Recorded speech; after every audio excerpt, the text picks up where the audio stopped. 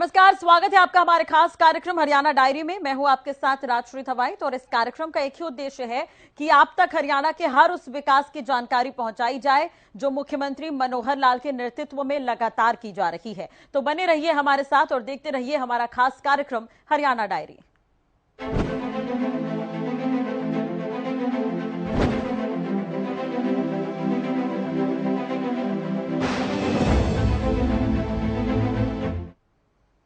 कुरुक्षेत्र में श्री राम भक्त सम्मान समारोह का आयोजन किया गया, जहां मुख्यमंत्री मनोहर लाल ने बतौर मुख्य अतिथि शिरकत की।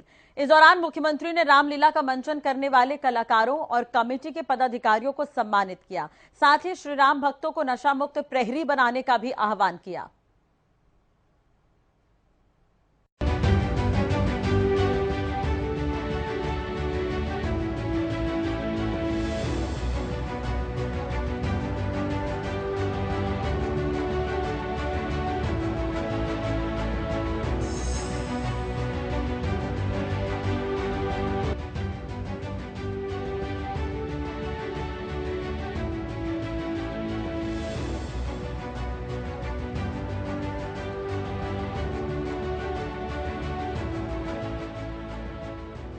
हरियाणा में समाज निर्माण में संतों महात्माओं की भूमिका को महत्वपूर्ण समझते हुए हरियाणा सरकार द्वारा शुरू की गई संत महापुरुष सम्मान और विचार प्रचार प्रसार योजना के बाद अब एक और नई शुरुआत करते हुए पहली बार श्री राम भक्तों यानी रामलीला का मंचन करने वाले कलाकारों व रामलीला कमेटी के पदाधिकारियों को सम्मानित किया गया है।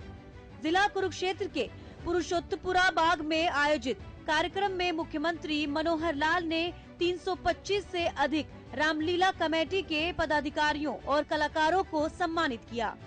साथियों, ये राम जी का अपने आप में नाम ही इतना बड़ा है। शब्द है केवल 2 अक्षर का रा और म। कितनी ताकत है इस शब्द में। हम पूरी जब रामलीला की ये सारी वर्णन सुनते हैं, उसकी कथा कहानी जब हमारे सामने आती है, तो जिस पत्थर के ऊपर रा और मैं लिख दिया जाए, वो पत्थर पानी में डूबता नहीं है, तैरने लग जाता है। राम के प्रति अश्रद्धा रखने वाला व्यक्ति, जो राम जी को मानता नहीं है, उसको भी अगर ये कहा जाए तुम राम मत बोलो, बार बार मरा मरा बोल दो, वो भी राम राम बन जाता है और अपने आप उसकी गाड़ी तैर जाती है। ऐसे राम जी के नाम से हम जो प्रदेश भर में नहीं बल्कि रामलीलाएं तो समुद्र से लेकर हिमालय तक पूरे देश में होती है, न केवल देश में होती बल्कि विदेशों में भी रामलीलाओं का मंचन होता है। आप सभी जो काम कर रहे हैं, मुझे लगता है कि शायद आपको भी कल्पना नहीं होगी कि कितना बड़ा काम ये आप कर रहे हैं। कितना बड़ा ये काम है, बहुत बड़ा काम है। सदियों से अपने समाज के लोगों को संस्कारित करना, अपनी संस्कृति के साथ जोड़े रखना, उनके जीवन को कैसे सुधारा जाए, उनके जीवन में कोई कमी ना आए, न्यूनता ना आए, बुराई ना आए, कैसे उनको इस प्रकार के व्यसनों से बचाया जाए, इसमें रामलीला की बहुत बड़ी भूमिका है। बहुत बड़ी भूमिका है। जब रामलीला के मंचन के समय जो पात्र होते हैं, रामलीला के जो कलाकार होते हैं, जब वो निकलते हैं किसी यात्रा के माध्यम से अथवा मंच पर पहुंचते हैं, वो वास्तव में उस व्यक्ति में उसी चरित्र को देखते हैं जो वो अभिनव करता है, उसके चरणों में झुकता है, उसके आगे नतमस्तक होता है, उसकी भी चरण रज लेकर के माथे पर लगाता है। कितना बड़ा भाव विभोर होकर के समाज में ये विचार चलता है।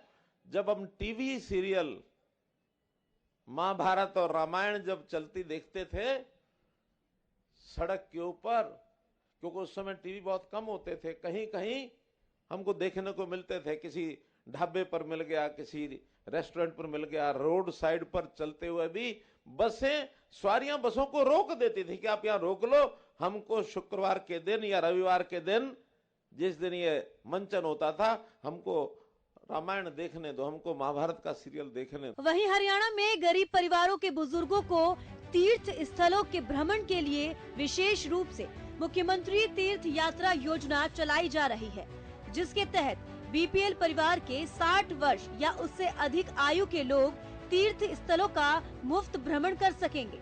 इसी कड़ी में मुख्यमंत्री ने इस योजना के पोर्टल का विधिवत शुभारंभ किया। मुख्यमंत्री ने कहा कि पोर्टल के शुरू होते ही अब तक रेलवे की एक बोगी की बुकिंग हो चुकी है और 22 जनवरी के बाद अयोध्या के लिए पहला जत्था रवाना होगा। साथ ही आगामी समय में इस योजना का विस्तार भी किया जाएगा। और हमने हरियाणा में भी, सामान्य व्यक्ति सब जाएंगे, लेकिन गरीब लोग और गरीब लोगों में जो बुजुर्ग हैं उनके जाने के लिए भी एक विशेष जो पोर्टल लॉन्च किया है, जिसके बारे में बताया है कि 60 वर्ष की ऊपर के व्यक्ति जिनकी आय कम है, बीपीएल में आते हैं, उसके लिए फ्री योजना बनाई है कि उनका किराया नहीं लगेगा। अभी मैं अमित अग्रवाल जी से बात कर रहा था कि जितना उत्साह है उसमें हो सकता है इस योजना का कुछ विस्तार करना पड़े, चाहे सारा फ्री नहीं करेंगे, आधा करेंगे और ज्यादा लोग वहां जाएं। कुछ कम आयु के लोग भी जाना चाहते तो वो जाएं, तो इस नाते से योजना का विस्तार करेंगे। लेकिन अभी जो लॉन्च किया गया है, मुझे आज ही बताया कि आज प्रातःकाल उसकी बुकिंग शुरू की थी, तो एक बोगी की बुकिंग तो आज हो गई है, यही हो गई है। तो मैं इस बोगी के लिए तो कह सकता हूं, इसमें जो अयोध्या जाने वाले लोग हैं 22 जनवरी के बाद जो पहला जत्था जाएगा, पहला जत्था इन्हीं सब लोगों का भेजेंगे, उसके साथ और कितनी बोगी होंगी उनको भेजेंगे। तब तक विस्तार से योजना बन जाएगी। आप लोग जरूर जाइए। एक विषय तो ये है। इस अवसर पर मुख्यमंत्री ने श्री राम भक्तों को नशा मुक्त प्रहरी बनाने का आह्वान करते हुए कहा कि वे अपने रंगमंच के माध्यम से युवाओं को नशे से दूर रहने का संदेश दें। उन्होंने कहा कि ऐसी सामाजिक बुराइयों से लड़ने के लिए समाज में आप जैसे लोगों का सहयोग आवश्यक है। जिस प्रकार प्रधानमंत्री नरेंद्र मोदी द्वारा 22 जनवरी 2015 को पानीपत से बेटी बचाओ बेटी पढ़ाओ अभियान की शुरुआत की थी और इस अभियान को सरकारी प्रयासों के साथ साथ सामाजिक और धार्मिक संगठनों के सहयोग से सफल बनाया गया, जिसका परिणाम ये हुआ कि बेटियों को मारने वाले प्रदेश के रूप में कलंकित हरियाणा को अब बेटियों को बचाने वाला प्रदेश कहा जाता है। उसी प्रकार अब नशे को जड़ से खत्म करने के लिए जन जागरण के साथ साथ जो लोग नशे की लत में फंस चुके हैं उनका नशा मुक्ति केंद्रों के माध्यम से पुनर्वास कर समाज की मुख्य धारा से जोड़ना होगा। इस पुतीन कार्य में आप जैसे लोग नशा मुक्त प्रहरी बनकर महत्वपूर्ण भूमिका अदा कर सकते हैं। कि राम जी के भक्त होने के नाते हमारा ये दायित्व तो बनता है कि हम हमारे युवकों को गलत दिशा में जाने से रोकें। आखिर ये युवा अगर गलत दिशा में चला जाता तो ये मानो कि अपने देश का प्रदेश का भविष्य भी गलत रास्ते पर चल पड़ेगा। वो युवा जो व्यसनों में फंसता है खुद तो समाप्त होता ही होता है, उसके परिवार के लोग भी एक दुर्दशा की तरफ चल पड़ते हैं। तो हमने देश भर में प्रदेश भर में यह अभियान चलाया कि ऐसी सामाजिक समस्याओं से लड़ने के लिए सरकारें तो अपना कोशिश करेंगी ही, लेकिन सामाजिक लोग भी, एनजीओ संस्थाएं, इनको भी आगे आना चाहिए। उदाहरण के लिए मैं आपको बता सकता हूं, हरियाणा में सबसे पहला ऐसा अभियान हमने 2015 में शुरू किया था। प्रधानमंत्री जी स्वयं आए थे 22 जनवरी 2015 पानीपत की धरती पर बेटी बचाओ बेटी पढ़ाओ अभियान उन्होंने शुरू कराया था। और उसका लाभ कितना हुआ। जिस प्रदेश को बेटी मारने वाला प्रदेश हरियाणा को कहा जाता था सारे देश में, उसी प्रदेश को आज संज्ञा मिली है कि बेटियों को बचाने वाला प्रदेश अब हरियाणा प्रदेश बन गया है। जो जेंडर रेशो उस समय 871 थी वो आज बढ़कर के 932 हो गई है। संतुलन जो है वो ठीक हो गया है। अब वो समस्याएं नहीं रही जो पहले कभी कहा जाता था कि हरियाणा की ये समस्या है। मुख्यमंत्री ने कहा कि ड्रग्स के सप्लायर या इस काम में संलिप्त लोगों पर रोक लगाने के लिए कानूनी कार्रवाई सरकार द्वारा की जा रही है। मादक पदार्थों को जब्त किया जा रहा है और पिछले एक वर्ष में 140 करोड़ रुपए से अधिक के मादक पदार्थों को नष्ट किया गया है और नशे के कारोबार में संलिप्त 90 लोगों की संपत्तियों को भी ध्वस्त किया गया। ऐसे लोगों को जेल में भी डाला गया है। और तीसरा उसमें पहलू है कि जो ड्रग्स के सप्लायर हैं, ये जो धंधा करते हैं, स्मगलिंग करते हैं इन चीजों की, इन चीजों पर भी रोक लगाने के लिए कानूनन उनको दंडित करना पड़ेगा। ओपी सिंह जी ने बहुत विस्तार से बताया है। हमने ओपी सिंह जी को ये काम स्पेशल दिया है, एक एडीजी लेवल के व्यक्ति को, कि प्रदेश में ऐसे सारी योजनाएं बनाएं, ऐसे लोग उनका सामान पकड़ना सामान पकड़ें, उसको जब्त करके जलाना है जलाएं। पिछले एक वर्ष में हमने जितना भी इनका मादक द्रव्य मादक पदार्थ होते हैं, ऐसे मादक पदार्थों को 140 करोड़ के मादक पदार्थों को आग लगा के उनको खत्म किया है, 140 करोड़ का। और जो ऐसे कल्प्रेट दोषी, जो इस धंधे में लगे हुए लोग, क्योंकि उनकी भी जान, जैसा कहते हैं ना कि रावण की जान कहां थी, नाभि में, ऐसे ये जो इस प्रकार का गलत काम करने वाले स्मगलर टाइप और ये जो दोषी होते हैं, इनकी जान किस चीज में होती है? इनकी जायदाद में, इनकी प्रॉपर्टी में, इनके धन में। अगर इनकी जायदाद को ध्वस्त कर दिया जाए तो अगले दिन ये सोचेंगे कि मुझे क्या करना, हरियाणा में रहना कि नहीं रहना है। हमने इसमें भी 90 लोगों की प्रॉपर्टीज इनकी समाप्त की हैं, धराशायी की हैं, उनको उठा के जेल में भी डाला है। मुख्यमंत्री ने कहा कि श्री राम केवल शब्द नहीं, बल्कि इसमें इतनी शक्ति है कि पत्थर के ऊपर राम लिखने से वो पानी में डूबता नहीं है। मर्यादा पुरुषोत्तम श्री राम की लीलाओं का मंचन रामलीलाओं द्वारा किया जाता है, लेकिन असल मायने में आप सभी ने कल्पना भी नहीं की होगी कि आप कितना बड़ा काम कर रहे हैं। समाज के लोगों को संस्कारित करना, अपनी संस्कृति के साथ जोड़े रखना, उनके जीवन को कैसे सुधारा जाए और जीवन में कोई बुराई न आए, इस दिशा में इस प्रकार के कलाकार बहुत बड़ी भूमिका निभाते हैं।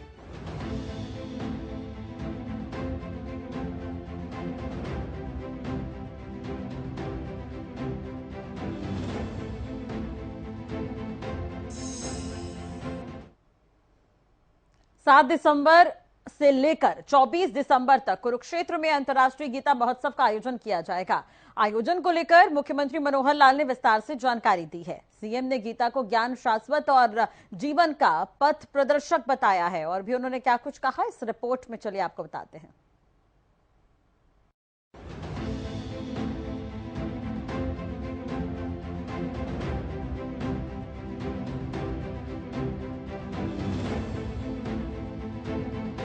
कुरुक्षेत्र में आने वाले 7 दिसंबर से 24 दिसंबर तक अंतर्राष्ट्रीय गीता महोत्सव मनाया जाएगा। गीता को ज्ञान, शाश्वत और जीवन का पथ प्रदर्शक बताते हुए सीएम ने कहा कि इस बार 18 दिन तक ये महोत्सव चलेगा। पिछले 7 सालों में इस महोत्सव को अपार सफलता और लोकप्रियता मिली है। साल 2019 से विदेशों में भी कार्यक्रम हुए। मॉरिशस, कनाडा, ऑस्ट्रेलिया और लंदन में कार्यक्रम हो चुके हैं। एक गीता महोत्सव को 2016 में हमने बनाया। उससे पहले ये गीता महोत्सव के बजाय गीता उत्सव के रूप में एक छोटे लेवल पर ही कुछ सालों से मनाया जाता था। वास्तव में तो 2014 में जब प्रधानमंत्री जी कुरुक्षेत्र स्वयं आए थे, उस समय उन्होंने एक इस प्रकार का अपना वक्तव्य दिया था कि कुरुक्षेत्र में हमें कुरुक्षेत्र को गीता स्थली के रूप में इसकी मान्यता दिलाने के लिए अतिरिक्त प्रयत्न करने होंगे। तो 2014 जब लोकसभा का चुनाव हुआ था, उस समय वहां आकर के जब बोले थे, उसी समय में ध्यान में आया था कि हम, क्योंकि हमारे यहाँ हरियाणा में बहुत कम ऐसे स्थान विशेष हैं जिनको हम टूरिज्म के नाते, चाहे वो सांस्कृतिक तौर पर, धार्मिक तौर पर अथवा अन्य स्थानों का विकास जितना होना चाहिए उतना हुआ नहीं है, तो कम से कम अपनी सांस्कृतिक राजधानी इस नाते से कुरुक्षेत्र को डेवलप कर सकते हैं। क्योंकि गीता का एक जैसा एक विषय सारे देश और दुनिया में, जैसी हमारी संस्कृति, हमारा इतिहास उसको बताता है, तो मान्यता बहुत अच्छी है और कोई चीज नेगेटिव नहीं है। तो गीता के बारे में तो मैं ऐसा वर्णन करता हूं कि जैसे अपना देश का संविधान है, संविधान के बारे में कई लोग टिप्पणी करते हैं कि हमारा शासकीय व्यवस्था चलाने के गीता है, यानी उसको गीता इस रूप में कहा गया कि जैसे एक नियमावली गीता की होती है, ऐसी नियमावली वो शासकीय व्यवस्था हमारा कॉन्स्टिट्यूशन है। और मैं अगर गीता को कहूं तो Gita is a constitution of our way of life, यानी गीता हमारे जीवन के पथ प्रदर्शन के नियमों के नाते से हमारा एक संविधान है, एक कॉन्स्टिट्यूशन है। तो इसका जो उल्लेख है हर क्षेत्र के लिए, उसमें व्यवस्था विधि ये बताई गई है। और स्वामी जी ने तो उसके ऊपर पुस्तकें भी लिखी हैं कि एक किसान के लिए गीता का संदेश क्या हो सकता है, एक विद्यार्थी के लिए क्या हो सकता है, अध्यापक के लिए क्या हो सकता है, एक गृहस्थी के लिए क्या हो सकता है। बल्कि एक समय मैंने थोड़ा सा एक उल्लेख कर दिया, मैं कहा स्वामी जी राजनीति में गीता का क्या उपयोग है, राजनीतिज्ञों के लिए गीता का कुछ सार लिखो। और मुझे खुशी है कि अगले ही साल में स्वामी जी ने एक पुस्तक लिख दी, राजनीतिज्ञों के लिए गीता का सार। वास्तव में बहुत एक मार्गदर्शक हर व्यक्ति के लिए है। तो इसके महोत्सव के माध्यम से देश और दुनिया में फैलें। जैसा बताया कि 2016 में हमने पहले वर्ष इसका बड़ा शुरू किया था और करते करते इस बार 8वां ये उत्सव है। और इस बीच में 2019 में हमें पता है मॉरिशस में, क्योंकि पहले तो विदेश के लोग आते थे, बाद में विदेश के लोगों ने हमें यानी आमंत्रित शुरू कर दिया कि आप हमारे यहाँ आइए और आयोजन करिए। तो 19 में मॉरिशस में हुआ, 22 में कनाडा में हुआ और अभी इस साल मॉरिशस लंदन में भी हुआ, 19 में लंदन में भी हुआ। सीएम ने कहा कि ब्रह्म सरोवर के तट पर 7 दिसंबर से शिल्प एवं सरस मेला शुरू होगा। ये मेला भी 24 दिसंबर तक चलेगा।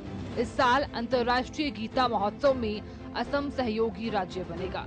17 दिसंबर 2023 को गीता यज्ञ और पूजन से इस महोत्सव का विधिवत शुभारंभ किया जाएगा।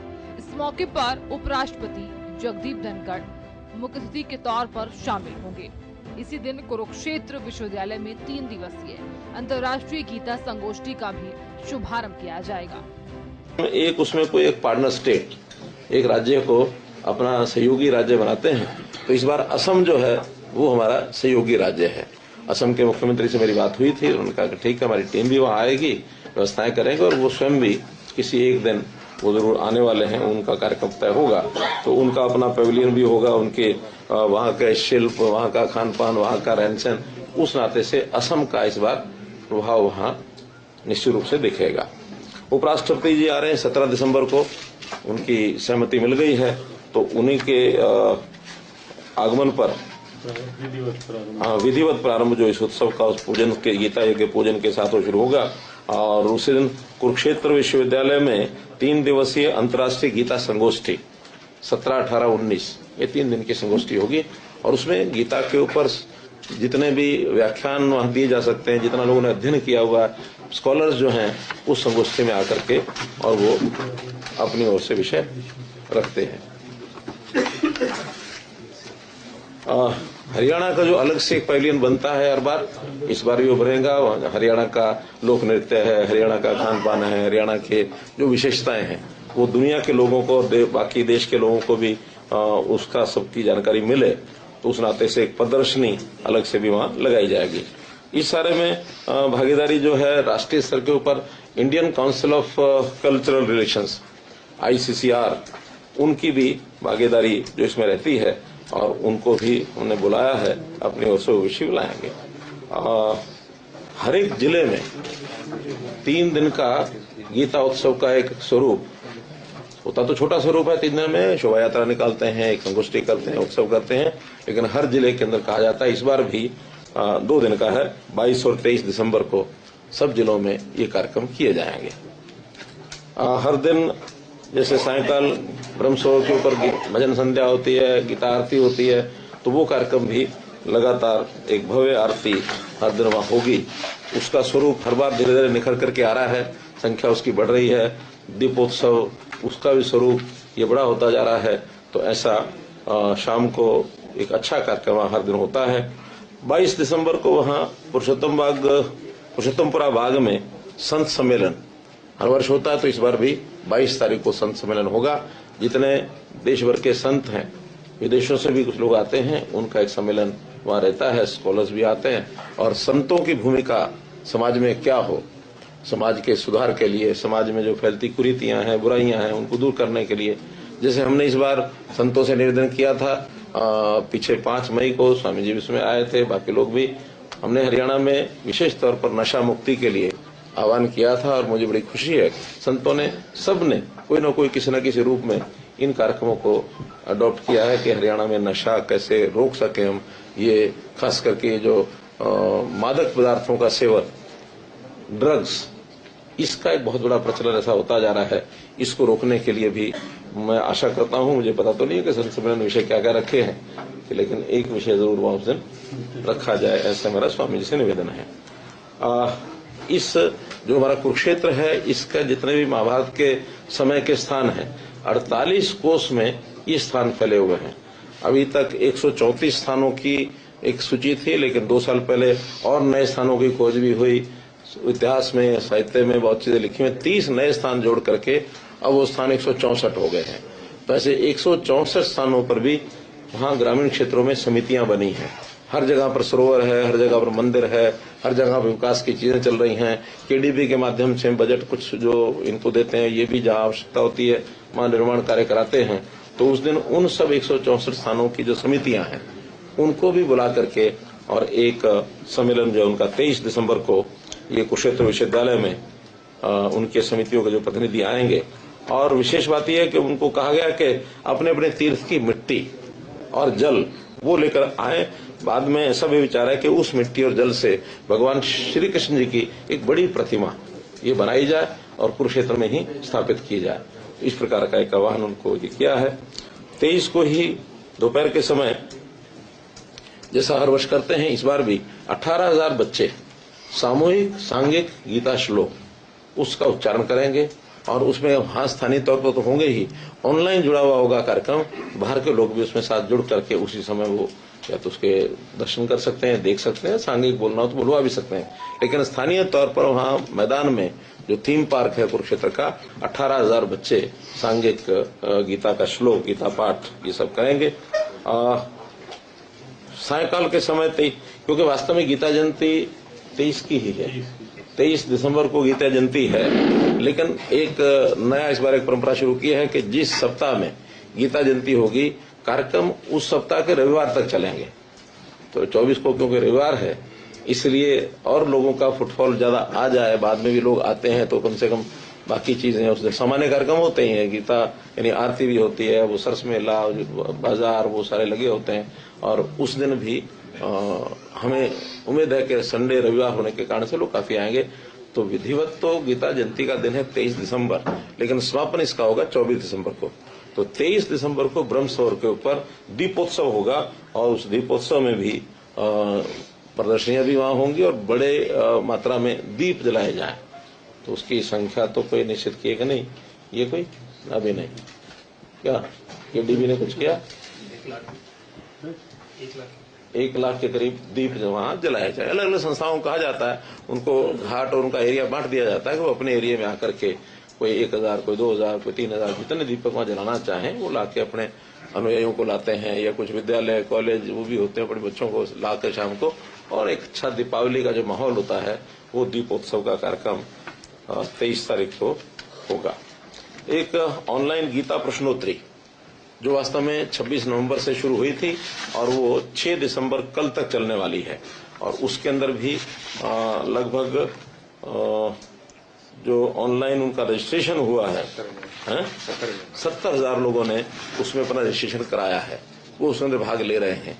अब उसका स्वरूप क्या है गीता प्रश्नोत्तरी का, बताएंगे आप क्या है? उसमें ऑनलाइन माध्यम से भी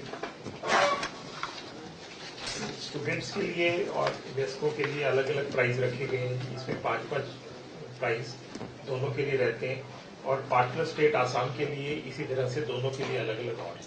तो ऐसे 20 प्राइज जो है वो प्रतिदिन। बहुत अच्छी बात है कि 26 से लेकर 3 तारीख तक जो गीता के श्लोक का भाग उसमें लेते हैं ऑनलाइन, तो उसको उनको साथ में ही डिक्लेयर करके उनको प्राइज बाद में भेजते हैं हमको। ठीक है। इसी प्रकार इस बार एक गीता मैराथन ये भी कराई गई कुरुक्षेत्र के अंदर।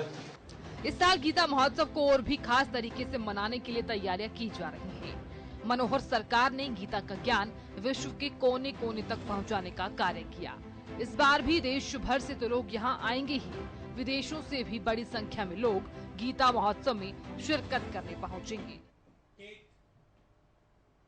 मुख्यमंत्री मनोहर लाल के कुशल नेतृत्व में हरियाणा प्रदेश लगातार विकास की तरफ अग्रसर है। ऐसे में कई तरह के प्रयास सरकार की तरफ से किए जा रहे हैं, जिसका लाभ आम जनता को मिल रहा है। मुख्यमंत्री मनोहर लाल समय समय पर लोगों के बीच पहुंचते हैं और फीडबैक लेते हुए भी नजर आते हैं। चलो, इसी के साथ ही हरियाणा डायरी में आज के लिए बस इतना ही। खबरों के लिए बने रहिए हमारे साथ। नमस्कार।